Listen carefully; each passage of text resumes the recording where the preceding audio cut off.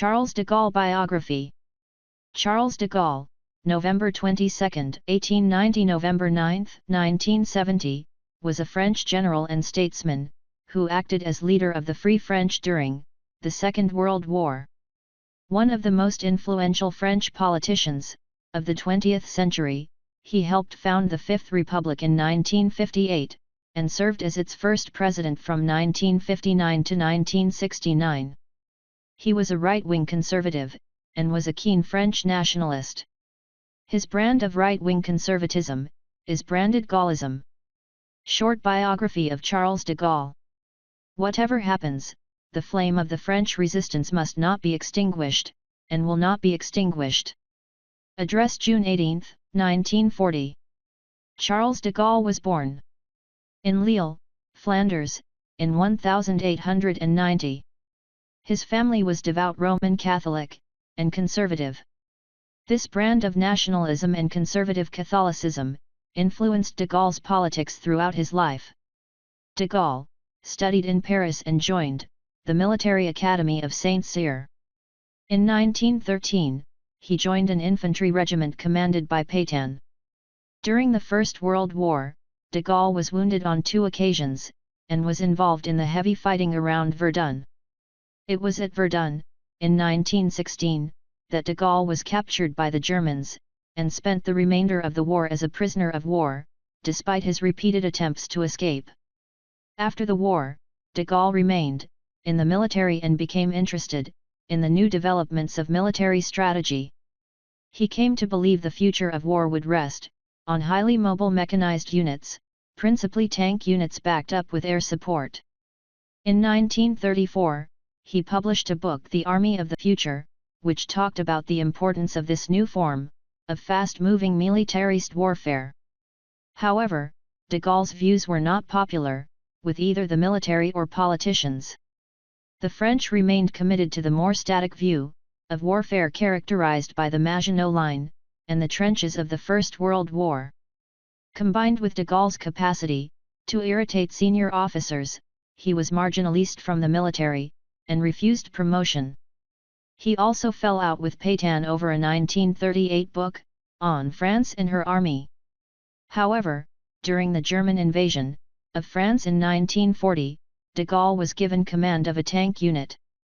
At Caumont on May 28, 1940, his unit provided one of the few occasions where the German advance was stalled and briefly pushed back. However, lacking air support and overwhelmed by the superior German armed divisions, French fell into a humiliating retreat. During the crisis, de Gaulle was briefly made Minister of War by French Prime Minister Paul Reynaud, but, after just 6 weeks of fighting, many French politicians, led by Pétain, wanted to seek an armistice with the Germans. This led to the creation of Vichy France. General Charles de Gaulle was the most senior army officer to reject the armistice, seeing it as a betrayal of France. He said in a proclamation, June 18, 1940, "France has lost a battle, but France has not lost the war. Whatever happens, the flame of the French resistance must not be extinguished, and will not be extinguished. Tomorrow, as today, I will speak on Radio London." Under threat of arrest, he escaped to Britain, where he became the leader and symbol of the Free French who opposed the German occupation. Initially, Charles de Gaulle was a marginal figure, his radio broadcasts to France being picked up by very few. However, after the initial shock of defeat wore off, he became increasingly the focal point of the French resistance. His speeches were shared amongst the French people, clandestinely listening to BBC broadcasts. "Let us be firm, pure and faithful. At the end of our sorrow, there is the greatest glory of the world, that of the men who did not give in." Charles de Gaulle, July 14, 1943. Despite divisions within the French resistance, especially with the Communist Party, de Gaulle was able to unify the resistance movement in 1943, which maintained an uneasy truce until liberation in 1944. In 1943, de Gaulle moved to Algeria, where he formed the Provisional Government of France. This presumption of forming a government annoyed the Allies and the French were excluded from the D-Day operations. However, during the liberation of Paris, a small French unit was allowed to lead the drive onto the capital, helping to restore French pride in being part of France's liberation. After much persuasion, at the last minute, France was allowed to be one of the four major powers in the post-war reconstruction of Europe. In November 1945, de Gaulle was unanimously elected the first leader of the new French government. He held this post until his resignation in 1946. After his resignation, formed his own political party, the Rally of the French People, RFP, but it never attained electoral success, and de Gaulle retired from politics. However, during the Algerian crisis of 1958, de Gaulle was recalled to power.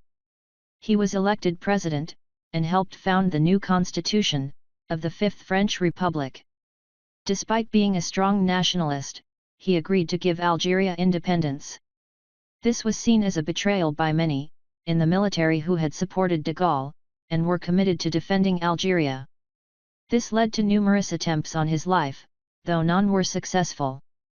Back in power, de Gaulle wished to pursue an independent foreign policy, not aligned to either the US or UK. He took France out of NATO, created their own atom bomb, and twice vetoed British entry into the European Economic Community. The last years of his presidency were ones of great turmoil. Massive student protests and riots left the country destabilized, and in April 1969, he left office. He died shortly after, on the November 9,